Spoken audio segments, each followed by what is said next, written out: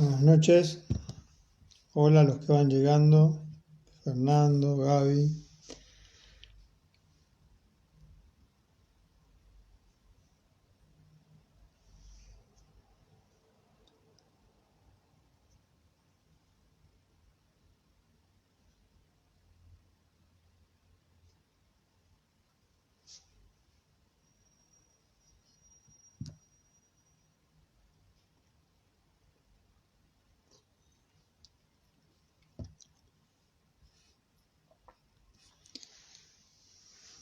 Bueno, ya estamos esperando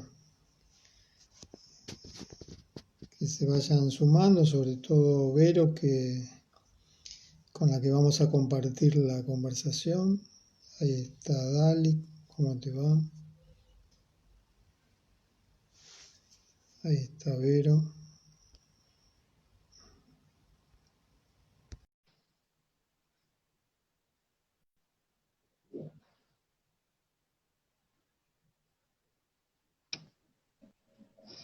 Hola, Hola, buenas, buenas.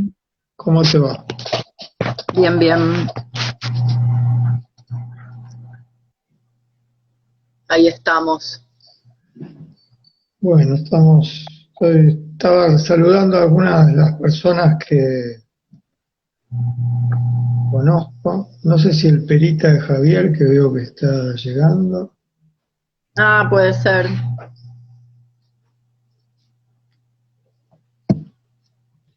¿Qué Ahí tal, vi, Vero? ahí lo. Bien, acá estamos con días con mucho trabajo, pero bien. Bueno, ese es un tema, pues es un día de mucho trabajo y uno, ya pienso que tiene relación con el sobreentendido, ¿no? Bueno, no te voy a preguntar, lo vamos a dejar como un sobreentendido, que sería, bueno, como esas cosas que no se interrogan y se dan por supuestas. Ahí está Sabés Octavio. que hoy teniendo presente la conversación, me escuché mucho más que otras veces atendiendo, preguntar cada dos por tres, ¿y en qué sentido? ¿Y en qué sentido? ¿Y esto qué querría decir? Y me acordaba tenía presente esto del sobreentendido, ¿no? Sí, ahora vamos a ir conversando. Me parece que el pensar en el sobreentendido a mí me pasó lo mismo que a vos, ¿no? Es decir, surge de un estado de sensibilización con la pregunta que detecta que se está dejando pasar algo, este, aunque la expresión dejar pasar puede ser equívoca, ¿no? Porque a veces hay que dejar pasar algunas cosas, pero es un estado de detección de lugares que parecen pequeños, pero concitan, son un gran llamado, son concitadores, ¿no? Es decir, o suscitadores de mucho pensamiento. Con mucho trabajo, imagínate, es una de las expresiones más habituales, ¿no? Estoy cansado con mucho trabajo. No se Sí, sí. interroga, ¿no? Porque interrogas el mucho trabajo, terminas interrogando la civilización, la Lo que lógica. pasa es que sin un poquitito de grado de sobreentendido no se podría hablar, sino, No, exactamente. Bueno, la convención es uno de los nombres del sobreentendido. claro. El sentido común es también, ¿no? Un compendio de sobreentendidos y de alecciona a sobreentender de determinada manera. Bueno, está el problema de entender el mundo, entender la vida, entender, bueno, entender mucho trabajo. ¿Cómo se entiende eso? Es decir, se entiende como una celebración. Tenés mucho trabajo, podrías no tener trabajo, ¿no? Se entiende como una Sí, sí. sobrecarga, exigencia, cansancio o amenaza, ¿no? De perder el trabajo. Se tiene mucho trabajo. También O no alcanza el dinero, bueno, no alcanza la vida, ¿no? Este, bueno, no sé, pero todavía no comenzó la conversación sobre el malentendido, pero ahí, ya estamos hablando. Espero que sea de interés para quienes están escuchando, ¿no?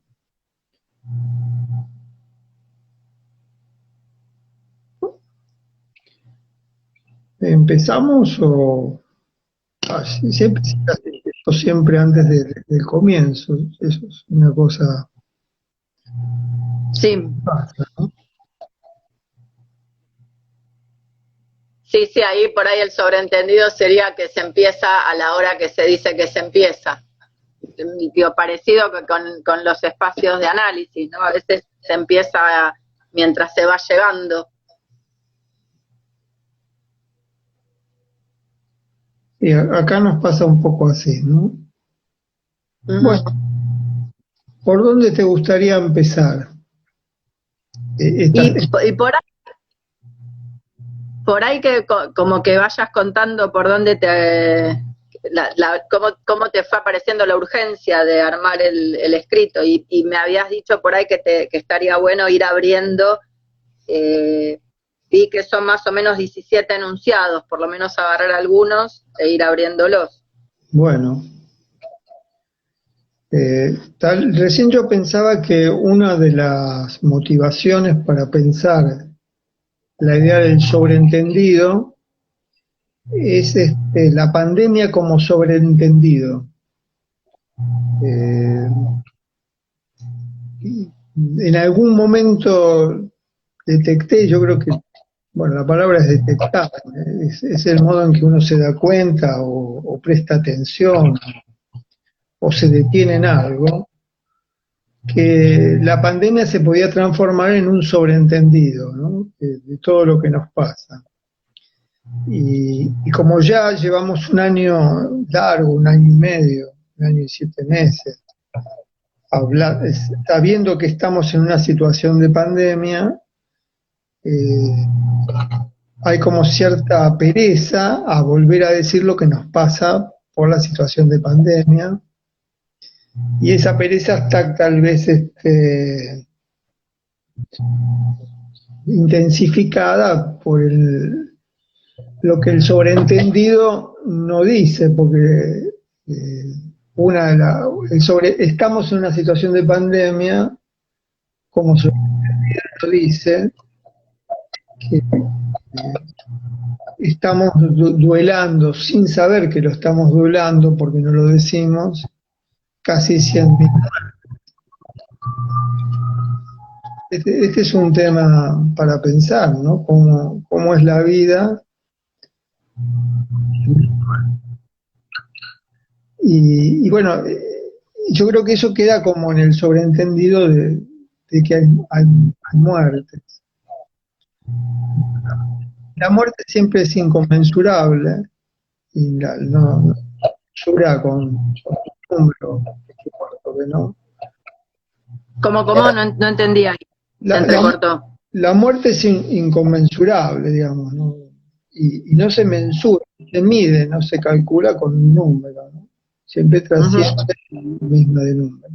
Este es uno de los lugares para mí que motiva el, el querer hablar del entendido. El otro es el prestar atención en la situación clínica, en el mismo sentido que vos lo decías, ¿no? De ese oficio de abrir lugares que parecen sobreentendidos. Y se puede plantear el oficio en el sentido de que uno oficia ahí como el que hace la apertura o el que se detiene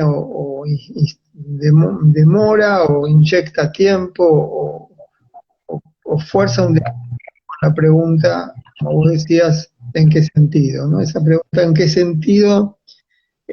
Puede tratar como, podríamos hablar un poco más de eso. justo diciendo, ¿podríamos dedicarle algo más a ese párrafo, a esa línea, a esa palabra? Hay ahí como una dedicación, ¿no? Y el tercero que quisiera mencionar para comenzar es el de los automatismos de las psicólogas y los psicólogos que cada vez que quieran presentar un relato clínico, usar la expresión, el paciente refiere. A mí me parece que es un automatismo que da risa, también da ternura, porque parece que ahí se está jugando casi todo lo que supone nuestra práctica clínica. En esa frase está todo el drama y la dificultad de nuestra práctica clínica. El paciente refiere, se dice además con un tono profesionalista, ¿no? Es decir, refiere fuera el código para autorizar a cómo escuchó, ¿no?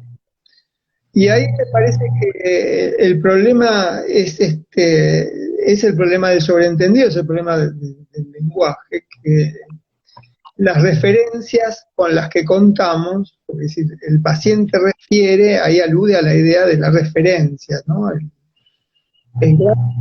referencia. Como dice el gobernador de la ciudad de Buenos Aires, la referencia como evidencia, ¿no? Esa idea, el paciente refiere. Y ahí me parece que hay que decir que eso que se llama referencia para nosotros, para esta clínica, para estas sensibilidades que se disponen a escuchar, esas referencias hay que decir que son escurridizas, hay que introducir esta idea de lo escurridizo. Sí. Y en ese sentido yo decía que si vos aplicás el DCM5, ¿no? Aplicás términos que ya se instalan como convención. Sí. No aplicás el DMS5, te pongo la S,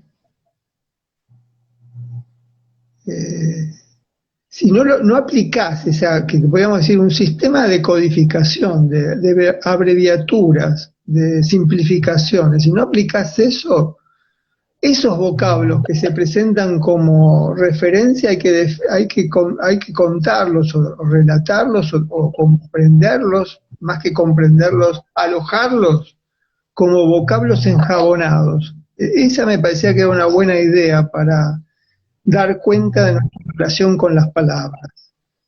En la facultad hay un abuso de la palabra significante que se ha vuelto el significante, incluso después vamos a ver, hay una relación entre el sobreentendido y esa lógica que podría llamar en contraste como la lógica del significante, pero me parece que podríamos hacer un aporte si a eso que se ha congelado como significante se lo ha tallado. Significante además se piensa como una palabra dicha, como un término, que tiene sentido por cómo se encadena con otros términos también congelados. No estoy desvalorizando para nada la idea de significante, pero la idea de vocabulario nos pone en otro problema, y además actualiza un gran problema. Bueno, hasta aquí como las motivaciones, ¿no? La pandemia, como sobreentendido, el oficio de la detección de grandes conglomerados, de grandes territorios, si uno tira de una palabra, esa es la idea de la palabra valija de Lewis Carroll. Cada palabra es una valija. Se puede decir cada palabra es un campo de producción interminable.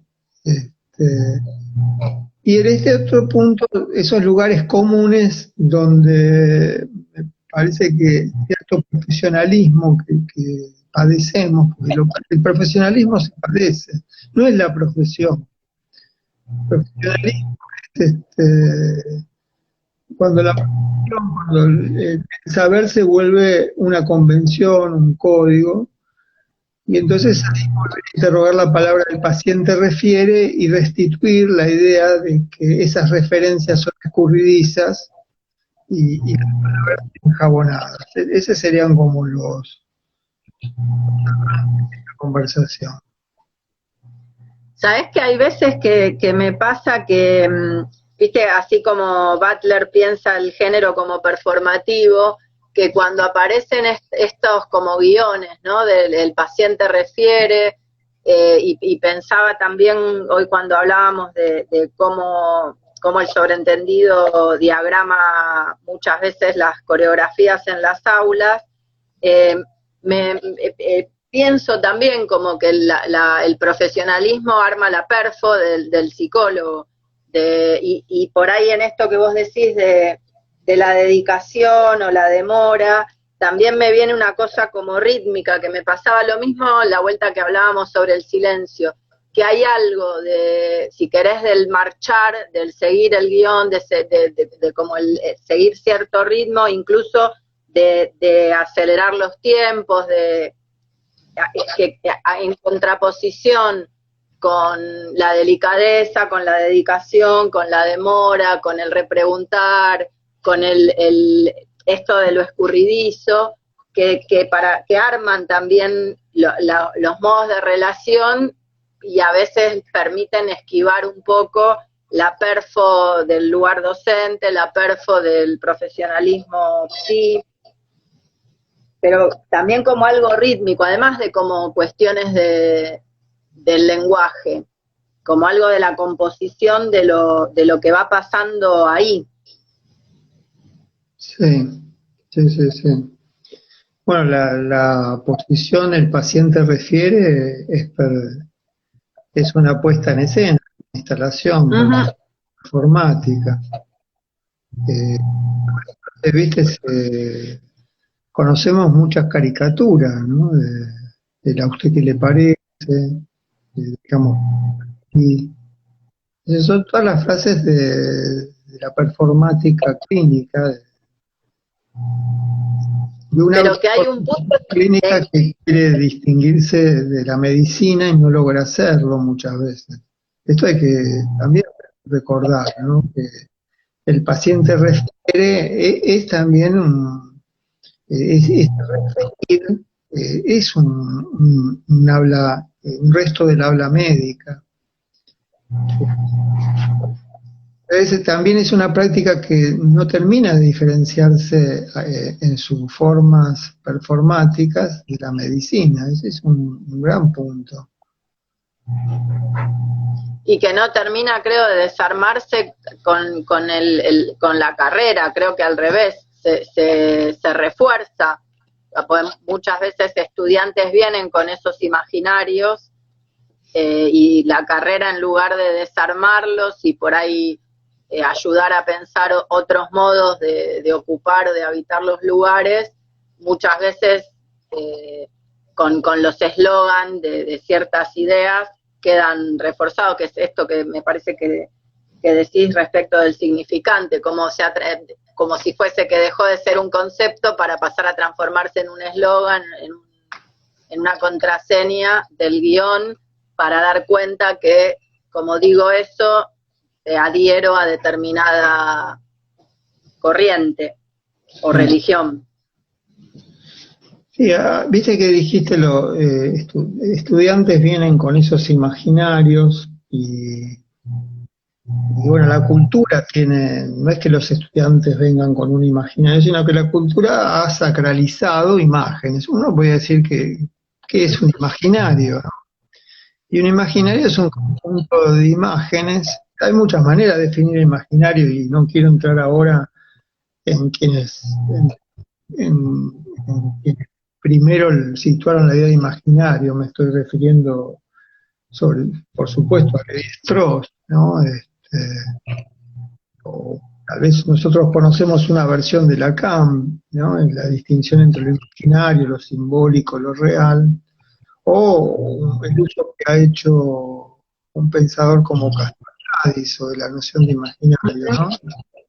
Pero yo diría que imaginario para volver a unirlo con lo performático, es un conjunto de imágenes consagradas para contener el no saber de qué se trata nuestro trabajo. Me cuesta decirlo, pero hay que decirlo sin vacilar, ¿no? En esta conversación podemos decir que hay un no saber de qué se trata nuestro trabajo. Y esto no hay que verlo como una declaración de que la facultad debería ser cerrada. Por supuesto que no se trata de eso, sino de que esta es una facultad que tiene que sostenerse en esa pregunta. Que es maravilloso que una facultad se sostenga de qué se trata nuestro trabajo. En ese sentido, lo performático responde, bueno, se trata de esto, se trata de decir el paciente refiere. Se trata de que escuchamos significantes. Ahora, si yo digo que en realidad lo que escuchamos es un vocablo enjabonado, es mucho más inquietante. Es mucho más inquietante.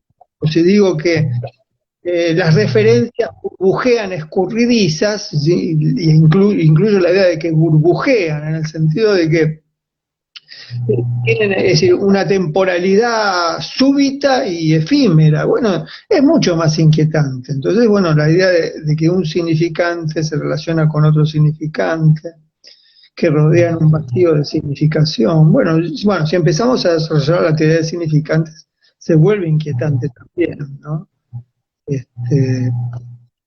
Para decir que lo performático, como decimos muchas veces de las normalidades o de las convenciones, las rutinas, las costumbres, contiene una gran fuerza contenedora. Y contienen también a quienes hacemos docencia.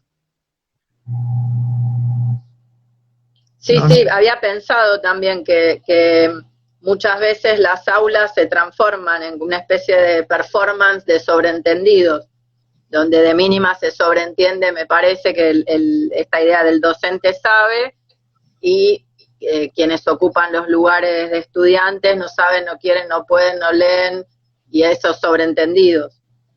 Sí. O a veces esto que se arme un silencio, que alguien no conteste, el sobreentendido es que no contesta porque no sabe, no quiere, o la falta de respeto. A mí ese es uno de los sobreentendidos que más me inquieta. Sí, vos me decías esto, ¿no? Del sobreentendido en el aula. El sobreentendido en el aula tiene relación por lo menos con tres cosas, sin contar el problema del poder, pero las tres cosas suponen el tema del poder. El sobreentendido de pertenencia, digamos, porque si vos me entendés como entiendes el grupo, el aula como el entendimiento canonizado por el profesor, por la profesora, si no entendés ahí, no pertenecés. ¿Vale? Es decir que pertenecer siempre es más cómodo pertenecer que no pertenecer. De hecho, está la impertinencia, que tiene relación con eso que vos decís del problema del respeto. Va a decir que entendido es una creación para la pertenencia. ¿Entendieron? Sí, entendimos. Si entendimos, no importa por el contenido de lo que se entendió, sino como declaración de pertenencia, de protección que da la pertenencia. Ahí hay una forma, otra forma es la del acatamiento que hay en el sobreentendido. El sobreentendido es un modo de acatamiento, se acata el sobreentendido. Quiere decir que se acata no lo que se entiende, sino se acata que hay un poder que dice qué es lo que se debe entender, independientemente de que entiendas o no. Acatás la palabra que tiene poder para plantear el entendimiento. Y bueno, la tercera condición es esa, que está presente como es un lugar de protección, de amparo, porque si no es la exposición, es la soledad nada, ¿no? Soledad sin la cobertura de entendido. Y los grupos funcionan como lugar de sobreentendido, es un gran punto. Por eso Pillon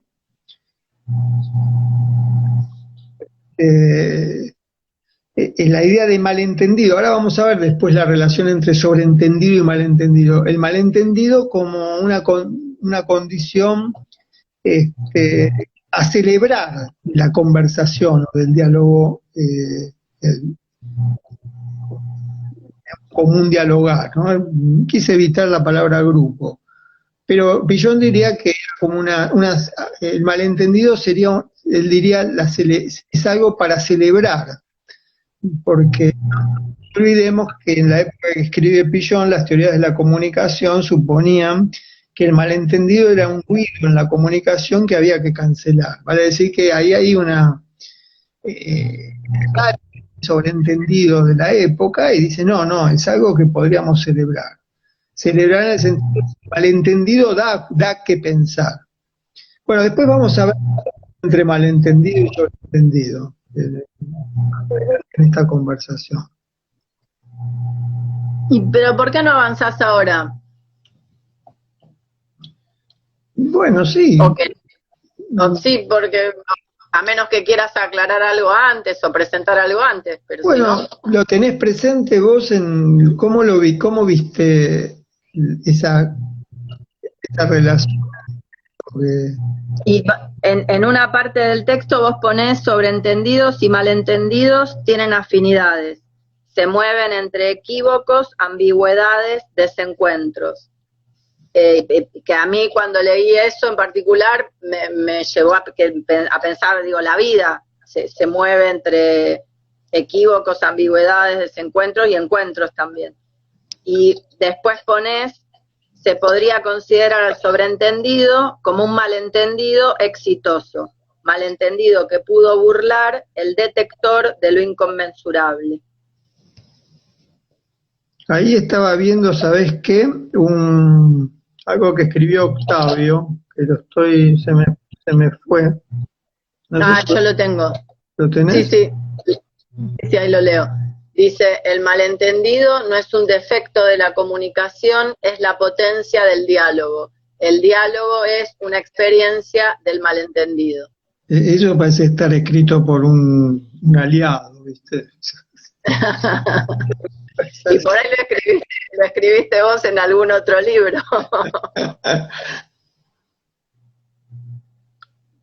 A mí me parecía interesante, no sé cómo lo viste, relacionar sobreentendido y malentendido, ¿no? Sí. En su afinidad. Ahí la palabra clave, ahí está el concepto de estereotipo de Pillon. ¿Lo tenés eso para leer? A ver, en el texto, ¿en qué parte? No, en el chat alguien puso algo sobre Pillon. Encuentro el texto del chat y se me lo come el Instagram, no lo puedo recuperar. Sí. No, Connie puso de significantes que no significan nada, ficcionan protegernos de la intemperie de la clínica. No, y en el chat preguntaban, el concepto de estereotipo de Pillon podría pensarse como sobreentendido, decían ahí. Y mira, Octavio dice así, que en una clase de 2013 lo planteaste vos. Sí, bueno, un aliado, a veces, qué bueno que aliarse a una voz que continúa, ¿no? Bueno,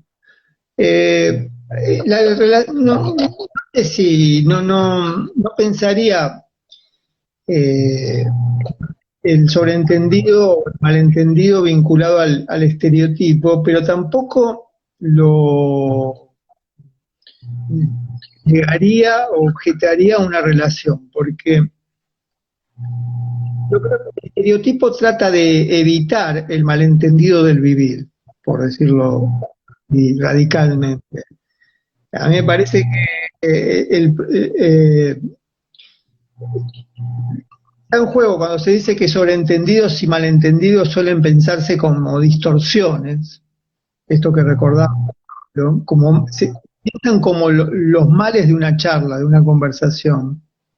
Y hasta que se terminaría con los sobreentendidos y malentendidos, quienes viven esto como un problema de la distorsión comunicativa, ¿cómo se terminaría? Y se terminaría con comunicaciones codificadas. Es lo que Orwell plantea en su novela 1984, no recuerdo si es La metalengua. ¿Cuál era el nombre que le da Orwell? Bueno, seguramente quienes están escuchando van a recordar cómo se llamaba ese capítulo de la novela sobre la metalengua. Sobre una lengua, era una lengua codificada, una lengua en que incluso suprimía los adjetivos que provocan esto que vos decías, ¿no? Los equívocos, ambigüedades y desencuentros. Los adjetivos, los matices, todo lo escurridizo, porque un matiz es el modo de nombrar lo escurridizo. Un matiz es el modo de deslizar las manos sobre un vocablo enjabonado. Entonces, los códigos suprimirían eso, los códigos permitirían que vos puedas subirte, aferrarte a los vocablos y ascender como si fueran peldaños para llegar a la comprensión o al entendimiento. En cambio, decir que los vocablos son enjabonados. Entonces, ¿qué relación tiene con la codificación? Bueno, el estereotipo es un modo de codificar el drama del ritmo. Es decir, se responde a la vida siempre con la misma fijeza.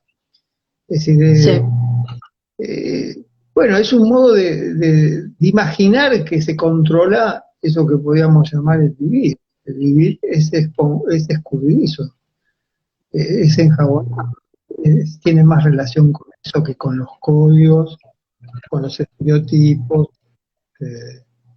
y por supuesto el vivir supone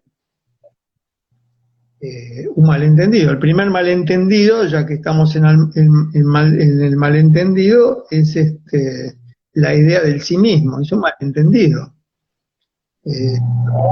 Entendido, cada vez que alguien dice yo, hay un gran sobreentendido, ¿no?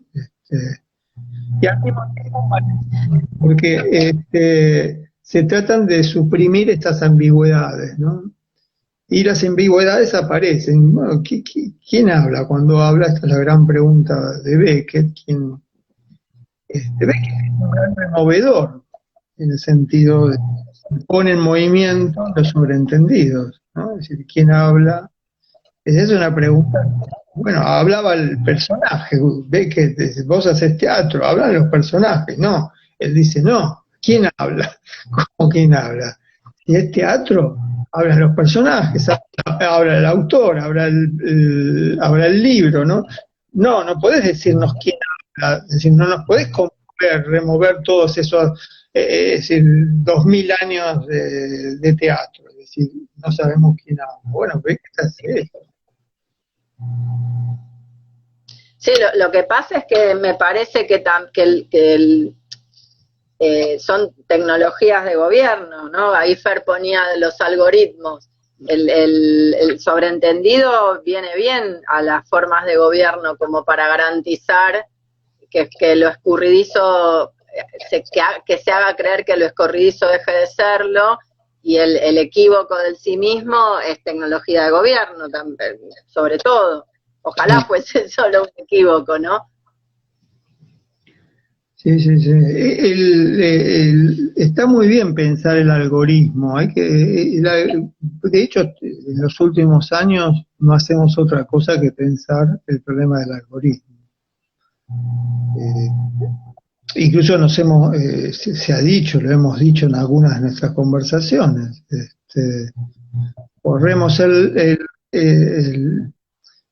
eso que se llamó, que Lacan, antes de Lacan, Henri Vallon, que se llamó el estadio del espejo, que fue primero que hizo Vallon, un, un especialista en psicología evolutiva. Eso que se llamó el estadio del espejo, pronto se va a llamar el estadio del algoritmo. Esa pregunta, es decir, ¿qué tiene que ver ese algoritmo con este cuerpo, ¿no? Y la madre que va a decir, vos sos ese algoritmo, ¿no? Ese algoritmo sos vos. Y ahí se va a instalar la relación de lo simbólico, ese anudamiento que se plantea en el texto de Lacan, un viejo texto de Lacan, se va a anudar con el algoritmo y no con la imagen. ¿Y qué es el algoritmo? El algoritmo es algo más que la imagen, es el dato. ¿Qué es el dato? ¿No? El dato es el resto de esos movimientos del clic. El dato es casi... Pero me parece que es más ínfimo que el dato, porque es la combinatoria de los movimientos, es como, yo no sé mucho de la parte técnica, digamos, de eso, pero me parece que el algoritmo tiene una cosa que también en un sentido se mueve fluido, pero que lee lo que pasa y lo que no pasa, el dato y el dato que falta y lo que constituye el dato. Creo que también por eso es mucho más complejo de percibir. Sí. Es exactamente más ínfimo, como dijiste. Por eso decía, está en el clic. En el clic a elegir una opción o explorar una opción o abrir una ventana. Clic. Es muy difícil pensar la vida del clic. El clic como el pulso de la representación, como pre-representativo, pero al mismo tiempo resignifica la representación misma. Está muy bien pensar el algoritmo. El algoritmo es un modo de codificación que todavía no sabemos cómo está codificando el vivir. Ahí alguien pone, en Otro Vivo se dijo con otras palabras, que es porque se dice otra cosa cuando se dice algo que amamos la clínica. Y Javi pone, ¿intentan coagular lo escurridizo los gobiernos a través del sobreentendido? Bueno, es muy bien la idea de coagular, ¿no? Es una palabra que tiene relación con lo que estamos hablando, necesaria. La coagulación como un problema, ¿no? Porque hay algo que deja de fluir, que se inmoviliza. Los gobiernos, que ese es otro gran tema, ¿no? Los gobiernos, que hay la palabra gobierno, un gran tema desde el pensamiento de Foucault. ¿Qué gobierna nuestras vidas? ¿Qué gobierna? ¿Cuál es el lugar de misión del sobreentendido, de la normalización? Quería plantear una cuestión que tiene que ver con un tema que me gustaría desarrollar, que es el de las inferencias. Sí.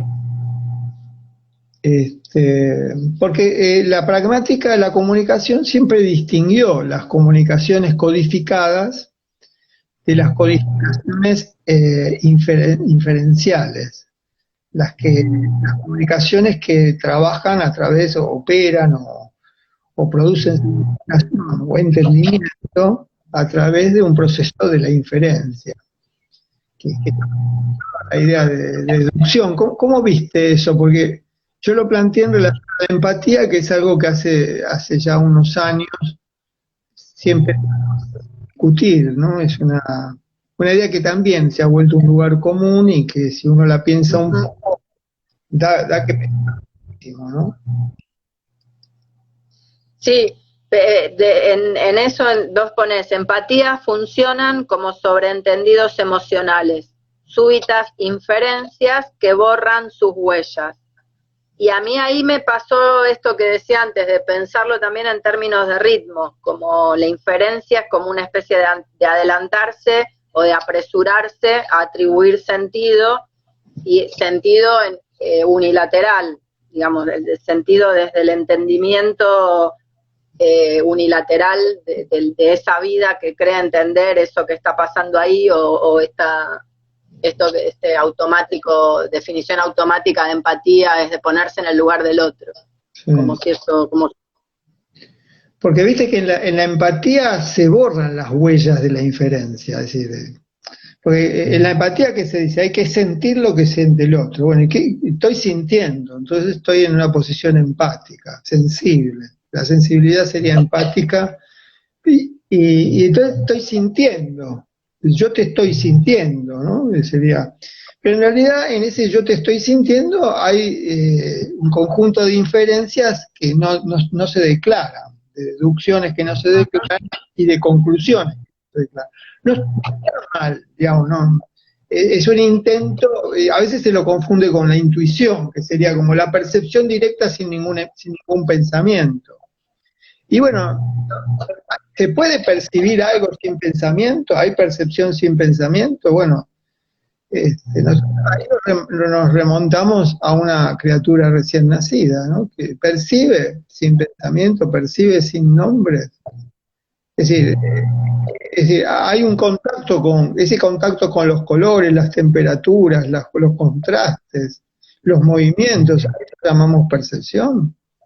Ese es un gran el pensamiento. En ese sentido, aquí la empatía es como si recurriera al automático contacto, a un contacto sin mediación, a un contacto directo, pleno y verdadero, es el del sentimiento. Entonces a mí me parecía que funcionan como sobreentendidos emocionales. Eso no quiere decir que está mal. En la amistad, o me comentabas como la complicidad antes de este video, hay un sobreentendido emocional.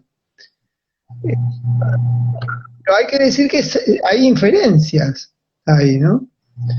Y voy a plantear la inferencia porque esa es una palabra que nos lleva a grandes temas de la psicología y sobre todo del psicoanálisis. Hay un gran término del psicoanálisis. El psicoanálisis es una práctica que necesita de la idea de transferencia. Y la idea de lo transferencial me parece que habría que cruzarla con la idea de lo inferencial. A mí me parece que ahí hay una gran idea para pensar lógica de la suposición, ¿no? Porque la transferencia es una suposición. De hecho está la idea del sujeto supuesto saber. Debe que la transferencia es una lógica de las suposiciones, y eso abrió en las conversaciones que teníamos en ese momento, porque el sobreentendido, justamente cómo se nombra el sobreentendido. Si uno busca sobreentendido en un diccionario o explora un poco, se va a encontrar con que uno de los sinónimos que se plantea es el de la presuposición. Parece que ahí está el tema de la lógica de las suposiciones. Sin la lógica de las suposiciones están las inferencias, transferencias, y habría que agregar las interferencias, ¿no? Es decir, gran tema, ¿no? Me parece que el pensar la vida como clínica, como transferencial, y la vida, ¿no? ¿Por qué quise decir clínica? Tal vez para no olvidar, bueno, esta es una conversación entre gente de la Facultad de Psicología, entonces es la vida, pero es la vida. Bueno, como siempre está esa pregunta, ¿no? ¿Qué diferencia hay entre la sesión y la vida? No somos amigos, no somos familiares, no somos vecinos. Esa necesidad de volver a instalar esa performática clínica de lugares diferenciados. Hay lugares diferenciados, pero no se puede resolver performáticamente, ¿no? Se aprovecha cada vez que se trabaja la diferencia en ese diálogo. Bueno, y entonces decía, está lo interferencial, que habría que pensarlo, es una idea que el que más desarrolló es Gregorio Kaminsky. De hecho tiene un libro que se llama Escrituras interferidas, la escritura como una experiencia de la inteligencia, la relación es el ensayo mismo. El ensayo es una escritura interferencial, que busca interferencia, mientras que el código o la tesis o el examen, el parcial, ¿cuántas interferencias soporta? Si hay mucha interferencia, ¿qué dice el docente sobre el parcial? Te fuiste por las ramas, no respondiste la pregunta. Sí, por eso el ideal del examen, no tenemos que ocultar esto. El ideal del examen, ¿cuál es? El multiple choice, donde la respuesta está codificada, donde no hay interferencia. Sí, o la correspondencia de la empatía. Pues digo, la buena respuesta es la que, digamos, contestar eso que el profesor dijo que había que contestar. Os digo, de hecho, a veces hay profesores que cuando hacen preguntas lo hacen incluso a modo de adivinación, ¿no? Bueno, el concepto ese que dice el texto, que sería pensarlo como, y dejan ahí suelto para que el lugar de estudiante simplemente complete esa y se corresponda con lo que el profesor está pensando. Claro. Que mismo recién pensaba eso también, porque la empatía tiene como sustrato la idea de entender desde lo igual, y por ahí en las complicidades de la amistad o en esas conversaciones interferidas desde los lugares diferenciales, como decías recién, el peso fuerte está en sostenerse desde lo diferencial. Uh-huh. Sí. Vemos un poco el chat, que vi varias cosas. Sí, no, hay una más, hay dos. Sol escribe algo y entre paréntesis ritmos, para la idea de algoritmo. Y después ponen en Nietzsche la verdad como un sobreentendido. ¿Qué es la verdad? Un ejercicio móvil de metáforas, metonimias, antromorfismos, que después de un prolongado uso a un pueblo le parecen fijas, obligatorias. Sí, eso está muy bien. ¿Eso quién lo escribió? Es un nombre, Inti Chasky. Sí, está muy bien eso. Está muy bien la pregunta, la verdad como sobreentendido. La verdad es una especie de sobreentendido y un poco de malentendido, ¿no? De hecho que no hay solo una verdad, hay muchas, pero no cualquiera para cada cual. Esa es una prueba de eso que se llama verdad, que está atravesada por el sobreentendido y el malentendido. Y lo de las metáforas y la metonimia me parece que abre otro gran tema del sobreentendido, que es el de la retórica. Yo te comentaba, es uno de los grandes temas para pensar el sobreentendido. Las figuras retóricas funcionan como sobreentendidos, si no, no podríamos entender las metáforas. Y de hecho, hay quienes no entienden las metáforas, no entendemos, hay metáforas que no entendemos. ¿Qué quisiste decir? Bueno, un modo de... no, entendiste muy literalmente. Es como...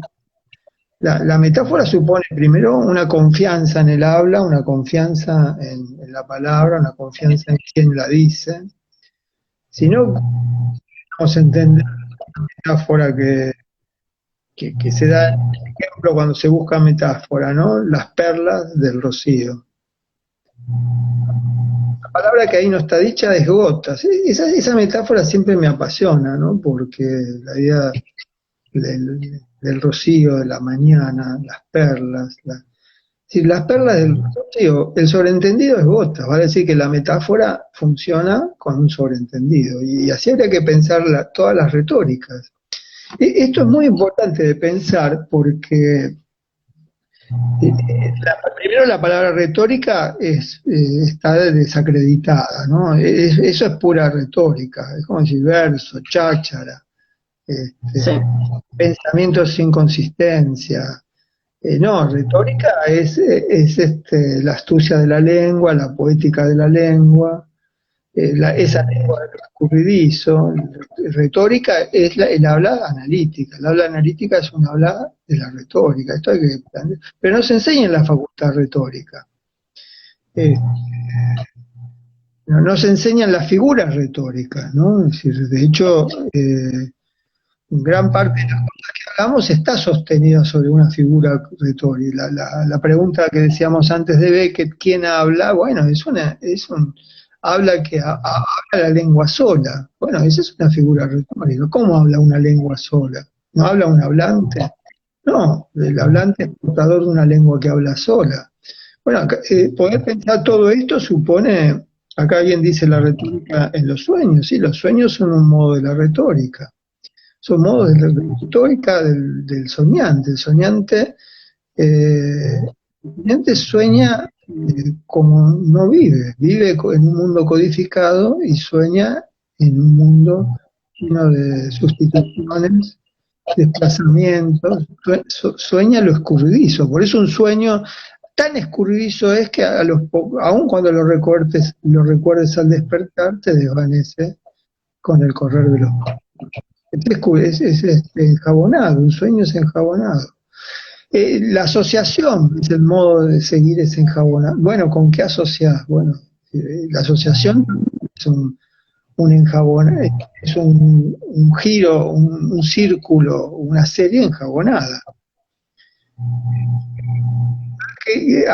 Me parece muy bien incluir, no se puede pensar el sobreentendido si no hay una sensibilidad con lo retórico, con la retórica.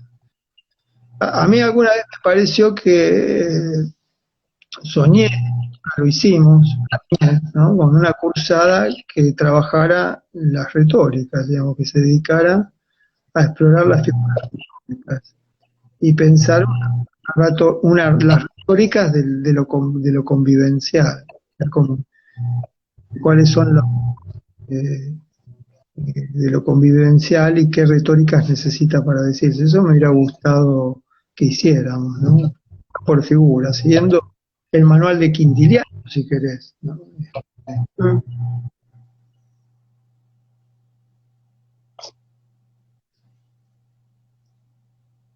Sí, ahí yo seguí pensando en esto de la suposición, porque en todo eso, ahí Rocío también pone la retórica en los sueños también, la suposición explota, estalla y se rompe en pedacitos, me parece. Sí, explota. En el texto vos pones sobreentendidos, hacen suponer lo que se opta por callar, se compone de lugares previsibles y desarrollos innecesarios, implícitos que suelen estar al servicio de cansancios que no tienen ganas de volver a pensar lo ya pensado o de cautelas que prefieren evitar asperezas de un diálogo.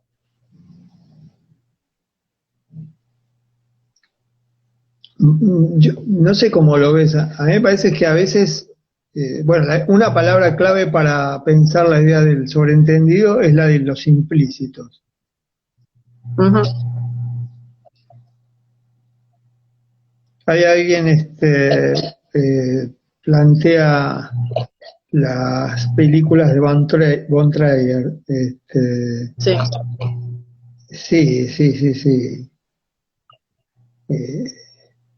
El tema de la retórica y el cine es uno de los grandes temas de Deleuze, ¿no?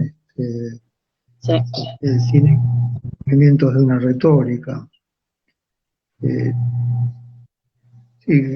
Y eso es otro lugar para pensar, por supuesto, ¿no? Es impresionante, porque el cine ha sido el modo en que fue nuestra educación, así como hablábamos de nuestra educación sentimental, tomando esa idea de Flaubert, digamos, la vida como un proceso continuo de educación sentimental, de educación de los sentimientos. El cine ha sido, por lo menos para mi generación, el lugar de educar, la retórica, la educación retórica, ¿no? Ha sido un lugar de educación retórica, de cómo nombrar, cómo declarar la valentía, el coraje, la cobardía, es decir, todos los sentimientos, las retóricas para describir los sentimientos, que son como las performáticas de la lengua, las aprendemos en el cine. Pero te decía que una de las palabras claves es ese implícito, ¿no?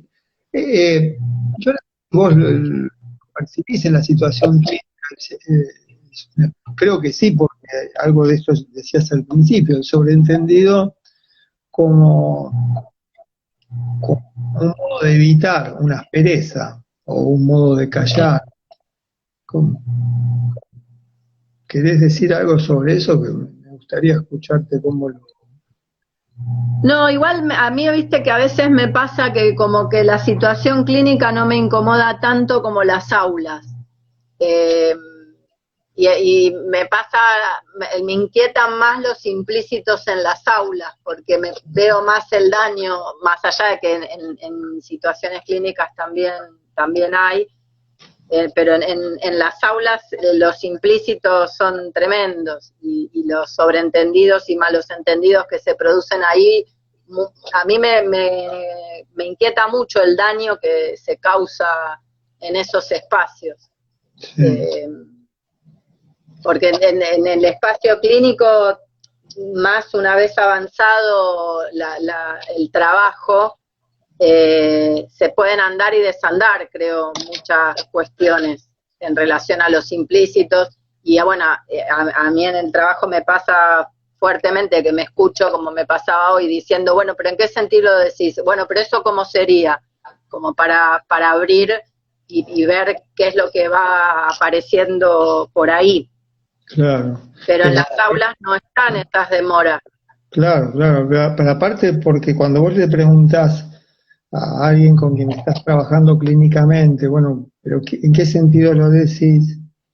En esa apertura no hay temor, tal vez, hay confianza, pero en el aula, el entendido condensa temor. De hecho, podemos imaginar docente decir a una sensibilidad estudiantil sentada en la última fila, mirándola fija esa sensibilidad, decirle a buen entendedor pocas palabras. Esa es la consumación del sobreentendido como amenaza. Muy elaborada para las aulas que conozco, y para los docentes que conozco. Bueno, pero conocés la expresión. A buen entendedor, sí. Pocas palabras, sí, ahora lo vamos a traducir. Quiere decir que es un buen entendedor. Y bueno, hay que acata, ¿no? Es decir, hay que tiene miedo, hay que reconoce el poder. Eso es buen entendedor. Es decir, si no, sos un mal entendedor. Y si sos un mal entendedor, hay que sancionarte, corregirte, castigarte. O sea, un buen entendedor, aquella vida que acá, buen entendedor, aquel es acatamiento, es subordinación, acatamiento. Entonces, pocas palabras, no necesitan muchas palabras, necesitan la consigna. Entendedor, una consigna. Quiere decir, o acatás la consigna o te vamos a sancionar. Y acatar la consigna se puede traducir a su vez como te sometes a quien tiene el poder o está jodida. Eso quiere decir a buen entendedor pocas palabras. Es de la amenaza. Ahí en el sobreentendido hay una circunstancia de poder.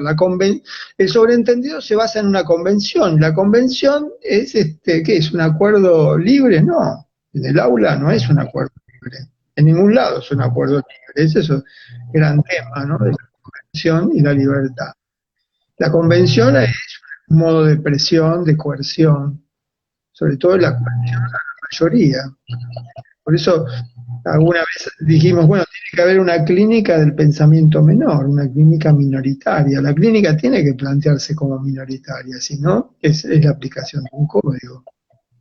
Son como, ves, los temas de siempre, ¿no? Como pensados a través del sobreentendido. Sí, por eso te decía que me venía como la relación entre sobreentendido e interpretación, como si el sobreentendido fuese como un plus y una aceleración de la interpretación. Y pensaba en muchas veces cuando una piba de que yo 14 comenta que quedó embarazada o que tiene un atraso, muchas veces esa velocidad hace que algunas, que quien escuche de primera diga, qué problema, y lo vas a tener, como dando por hecho, digo, esto del sobreentendido, que no está bien, que no quiere, que eso implica jorobarse la vida,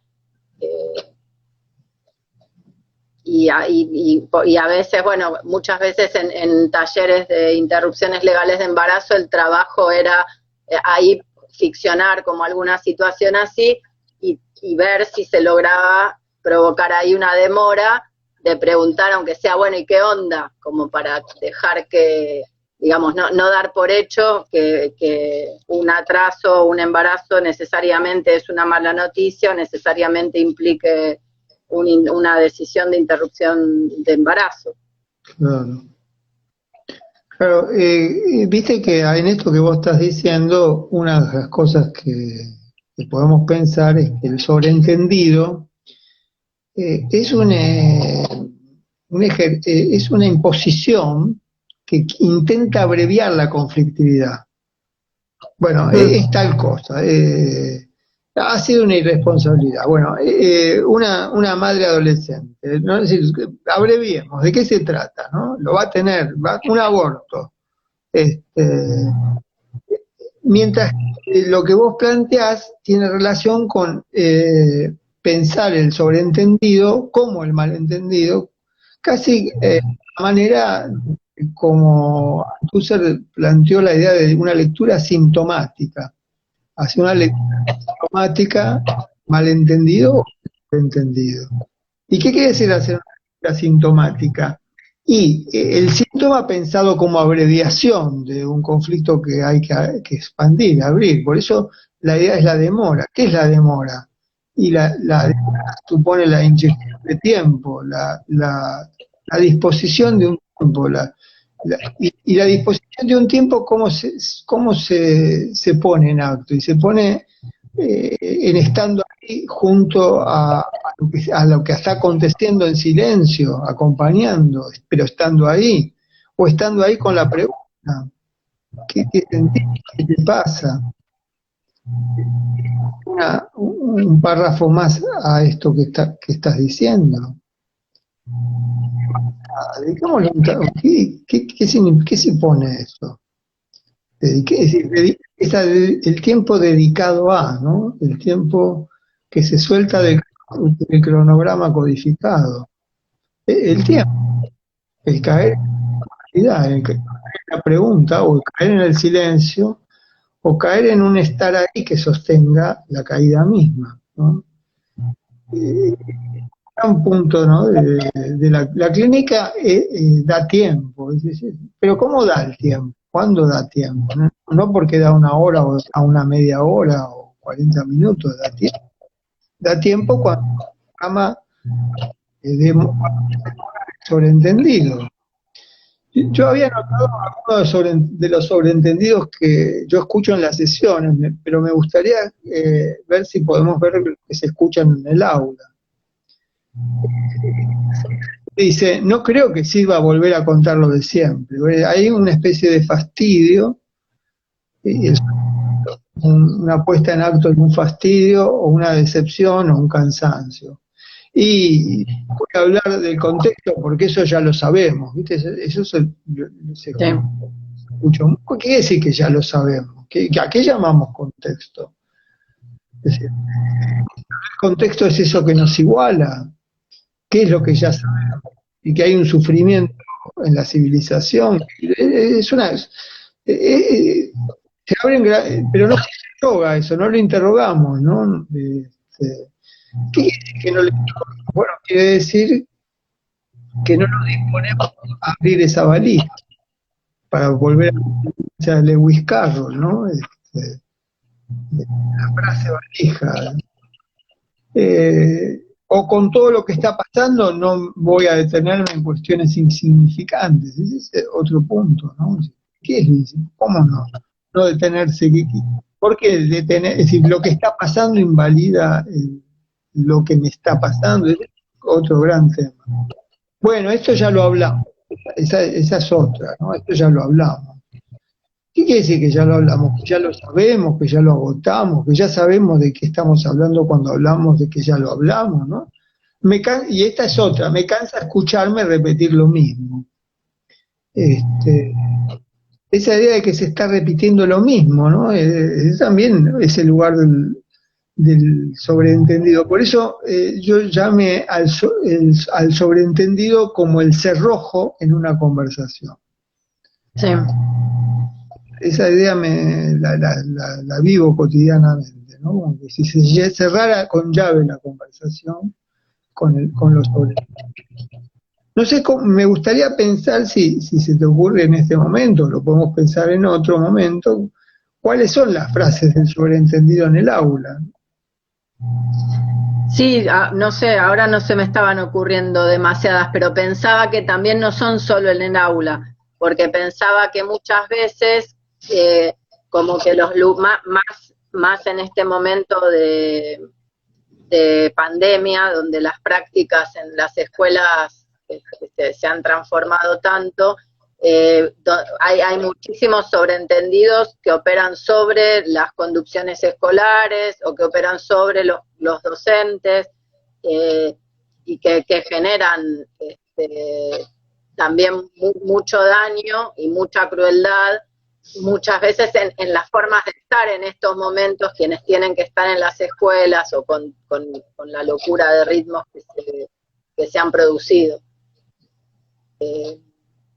Y al revés, a mí lo que me venía más que los sobreentendidos son eso, bueno, que te suelo comentar, esas formas de hablar que generación tras generación van apareciendo, que a mí siempre me llaman la atención y que al revés pregunto, bueno, ¿qué quiere decir berretín? O me pasó últimamente con esto de que este trapero elegante empezar a circular por las redes, bueno, empezar a preguntar, bueno, ¿y quién es? ¿Qué hace? Y me pasó con una gente amiga, no sé si viste que cantó el abecedario, le puso ritmo al abecedario en tono de trap. Y unos amigos muy críticos estaban, estas figuras que aparecen, el espectáculo, bueno, toda una crítica así, y yo me quedé porque la verdad que a mí lo primero que me generó fue, qué bueno, acercó las maneras, de un modo más amable, aprender el abecedario, un montón de pibitos que desde eso por ahí van a llegar de otra forma. Entonces a mí me pasa más con el aula que estoy más alerta a escuchar las rarezas. Claro. Y por ahí sí un sobreentendido que pensaba que me pasó alguna vez de por ahí entrar a un aula y llamar a un pibe y que mirara así asustado y dijera, ¿qué hice? Como como el sobreentendido de que si alguien te llama para salir del aula es porque te mandaste alguna y esto que decís vos de la exposición, ¿no? Sí, sí. Un sobreentendido en el aula, viste que hay un lugar común, se llama muletilla, en el sentido de que quienes hacemos docencia nos apoyamos en esa frase, ¿se entendió? ¿Se entiende? Y se interpreta el silencio como un sí. Suele ser violento que alguien diga no se entiende nada. En el diagnóstico clínico estaba pensando, también pasa eso, ¿no? Uno dice algo y puede preguntar, ¿se entiende? Y sí, se entiende, pero al mismo tiempo uno tiene que decir, no, no se entiende esto que estamos diciendo. ¿Cómo vamos estamos entendiendo? No, no puede ser. Ahora está la muletilla esa ponele, que para mí es un desarticulador interesante para eso. Pues por ahí esto se entiende, sí se entiende, y alguien se escucha y dice ponele. Ponele. Está muy bien pensado como un desarticulador, ¿no? Porque ponele introduce ahí una tembladera. ¿Cómo ponele? Ponele que se entienda. Es de nuevo la suposición, ¿no? Es decir, pone a la vista que el entendimiento es una presuposición, o sea que es y la suposición funciona con una lógica de poder. Eso también hay que recordarlo. Ahí en el chat pone... Sí, sí, sí. No, sí. Decí vos. No, que en el chat Connie pone, también habilita crueldades. Sobreentender en realidad es anular el conocer. Sí, Fer sí. pone... Antes de lo de Fer, sí. Connie, uno de los lugares del sobreentendido, el sobreentendimiento, tiene relación con que impone consentimientos. Es decir, habría que decir imponen el falso consentimiento. Es decir, uno de los lugares más violentos y eso habría que pensarlo en las lógicas jerarquizadas y de poder que hay entre las vidas que se, ¿no? El sobreentendimiento. Yo creí que te gustaba, yo creí que estabas de acuerdo. Pero bueno, ahí hay una violencia, ¿no? Es decir, el apelar al consentimiento. Por eso habría que pensar, el sobreentendido impone un falso consentimiento. Lo impone como prerrogativa de un poder, ¿no? Es decir, porque hay ahí bueno, yo creí que vos estabas de acuerdo, ¿no? ¿Por qué prerrogativa? Y porque hay alguien que se arroga el privilegio de interpretar. Por eso hay ahí interpretar el consentimiento. Hay una gran violencia en el sobreentendido. Consentimiento. Y es un tema para abrir y para empezar a pensar sobre entendido consentimiento. ¿Y qué hacer? Fer pone, se escucha en la clínica y en las aulas padeceres por excesos de normalidades. Bueno, después Rocío dice... Eso que dice Fer, no sé cómo lo entendés. Es el optimismo de Estivala ese, ¿no? Que los excesos de normalidades provocan un padecer, sí, tendría que provocar, el padecimiento tiene mucho que ver con ese exceso de la normalidad. Uno de los nombres del sobreentendido es el de la normalización. La normalización, por eso decía la normalización, un discurso del sobreentendido que trata de el inferencial que tiene el sobreentendido y tenderlo a codificar. El ideal de la normalidad es un código. Por eso nadie me recordó cómo se llama en ese lengua, la lengua de esa sociedad coercitiva. Pero el ideal es un código. Porque la ambigüedad también provoca padecimiento. Bueno, no entiendo, no sé, quiero saber, pero ¿qué quiere decir? No sé qué es esto y es aquello, ¿no? Puede ser insoportable y hay un padecimiento en el vértigo de la vida normalizada en la ambigüedad. Entonces la codificación resuelve eso. Esta materia padecimiento porque está poco codificada, o creo yo que está poco codificada, por ella está muy codificada. La codifica. ¿Por qué? Porque hay evaluaciones, hay exámenes, hay que responder, hay que calcular. El sobreentendimiento es un ejercicio del cálculo, ¿no? Hay un cálculo. la relación pedagógica, bueno, la relación amorosa, todas las relaciones institucionales, más todavía, aunque el amor institucionalizarse también, sabemos, suponen un cálculo de lo que... En otros tiempos de la materia de grupos, un sobreentendido era que para aprobar había que decir lo grupal no son los grupos.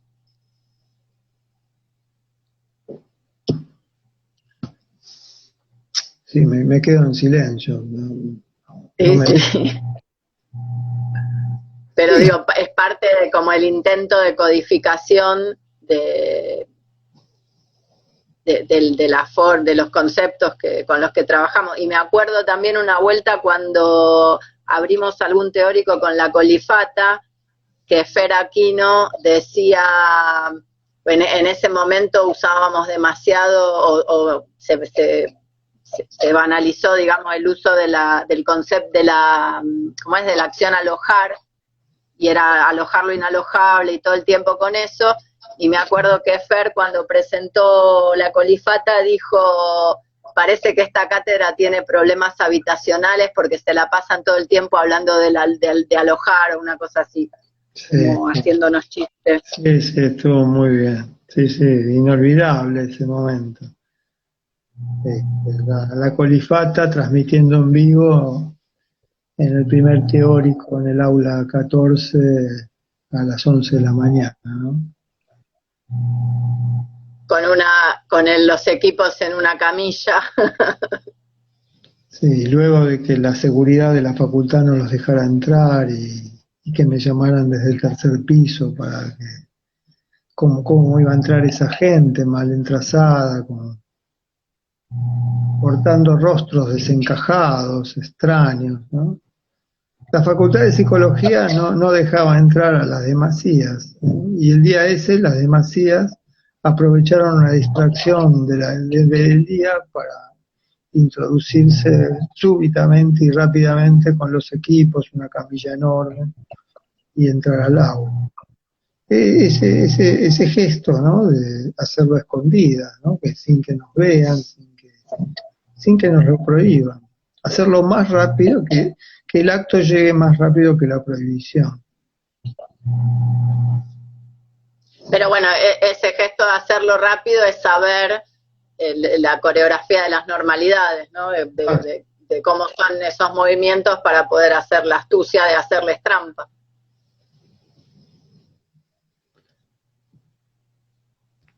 Dicen después, en el aula presente puede ser un sobrentendido. Otro me siguen hasta acá, sí, otro sobrentendido. Ese está buenísimo, me siguen, ¿no? No sé, es como la pedagogía paranoica, ¿no? Seguime. ¿Me seguís? Síganme.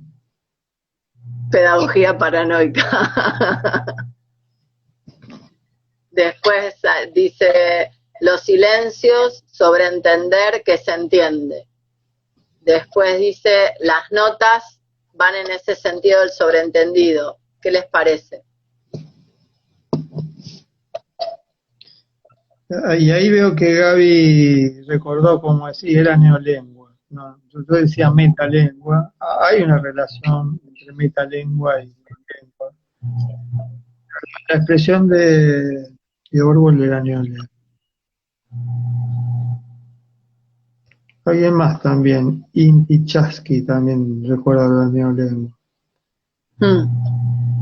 Yo no quiero terminar sin decir una frase sobre hay una frase importante para pensar el sobreentendido, que es lo tácito. No hablamos de lo tácito. No hablamos de lo explícito, hablamos de lo... la presunción, bueno, no hablamos de presunción, pero podemos hablar también, hablamos de la presuposición, también la presunción, pero y otras cosas más, pero hablemos de lo tácito, ¿no? A mí me parece que hay que pensar como una práctica de remoción de lo tácito. Ujú. Me ayuda muchísimo, siempre me ayudó muchísimo. La remoción de lo tácito. Yo me acuerdo en en la coordinación de asambleas en el hospital psiquiátrico, ¿no? Esa pregunta sobre lo tácito. ¿Ustedes están sintiendo lo que yo siento? ¿Sienten el olor que yo siento? ¿Qué olor, no? Esa es una pregunta, ¿no? Uno interrogar el olor del el ardor psiquiátrico, ¿no? Ustedes, o ver a alguien acostado en el piso, es decir, ¿ustedes están viendo lo que yo estoy viendo? Esas preguntas siempre me parecieron, tardé en poder hacer esas preguntas, ¿no? No era fácil preguntar, no era fácil ese estadio, es, es abrir la olla, es desencadenar las presiones. Pero remoción de lo tácito, de lo dicho, de lo insinuado, de lo sobreentendido, la idea de remoción, ¿no? De remover,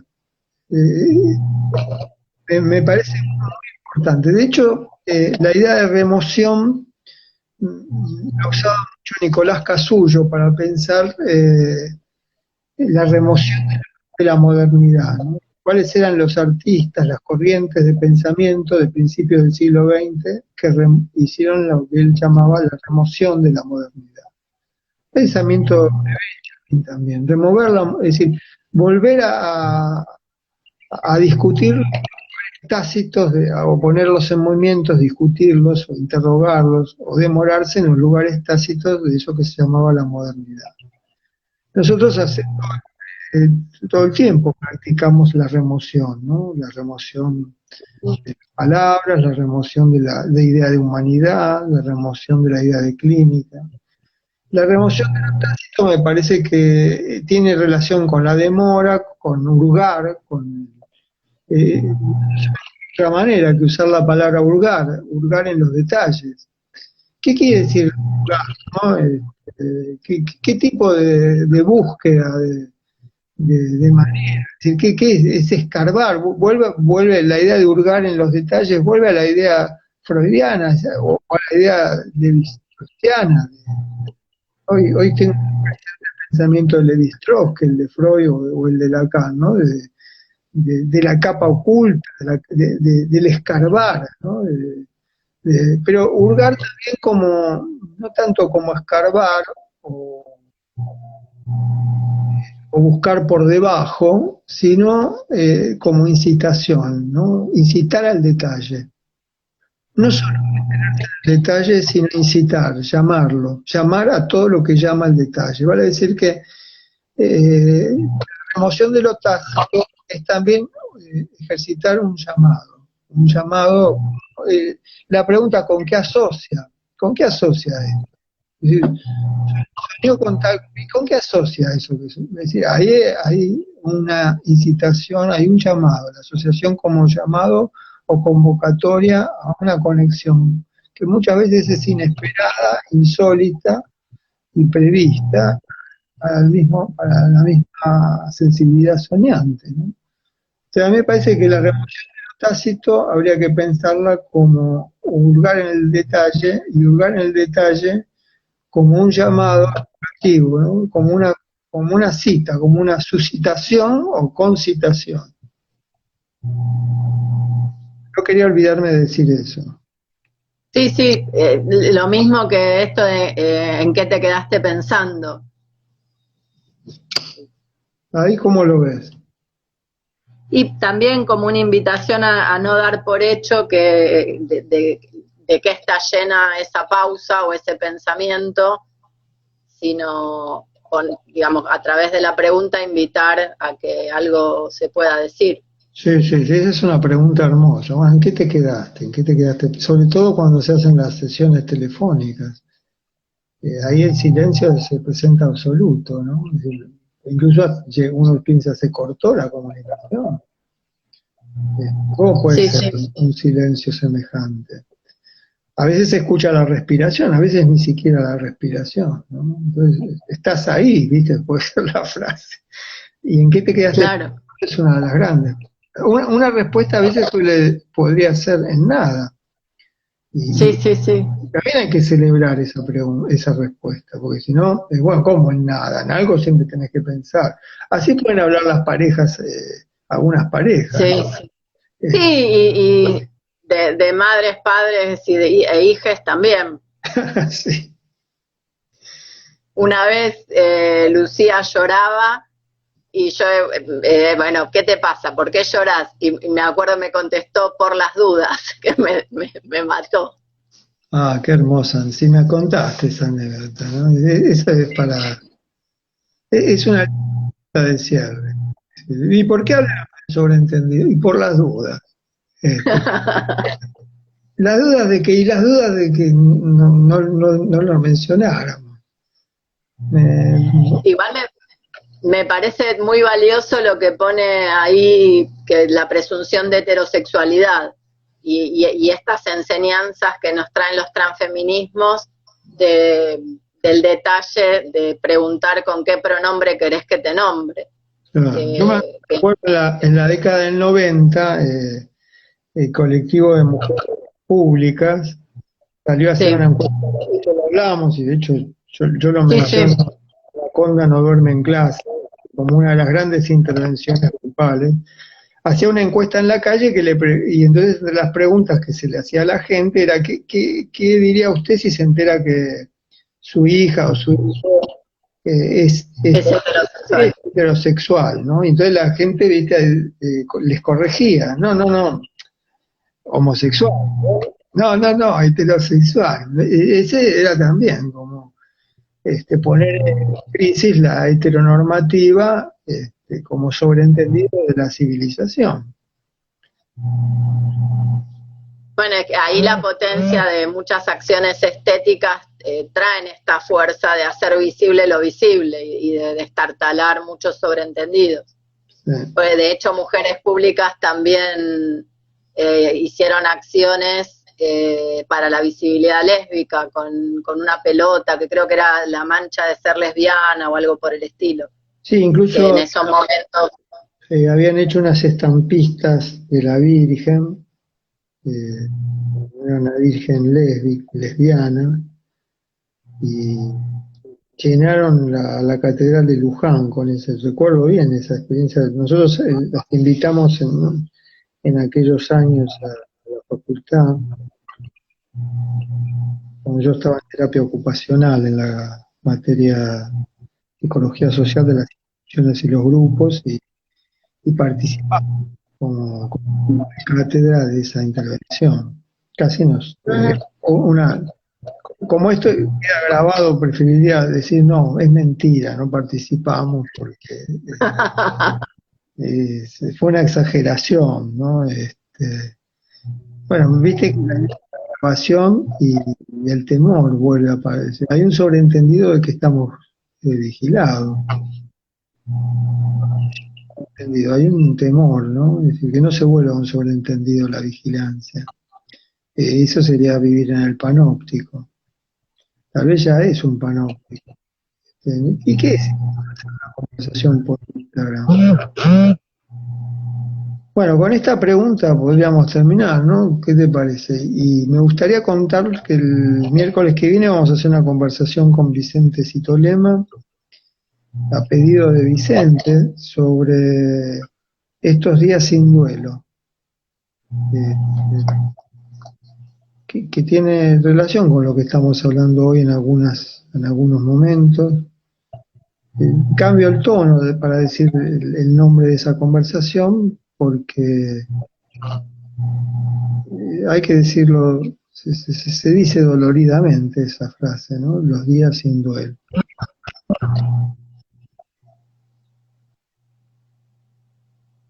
Bueno, Vero, Bueno, decime el final de la conversación de hoy. no me cargues con esa responsabilidad. Te agradezco que me hayas dado el pie para poder como conversar sobre esto. Valoro mucho Bueno, siempre, Valoro mucho esos soportes para la conversación que me das. Sí, sí, siempre es súper interesante y a mí me hace pensar un montón. Y bueno, lo mismo los diálogos con el chat y demás, y que estén ahí.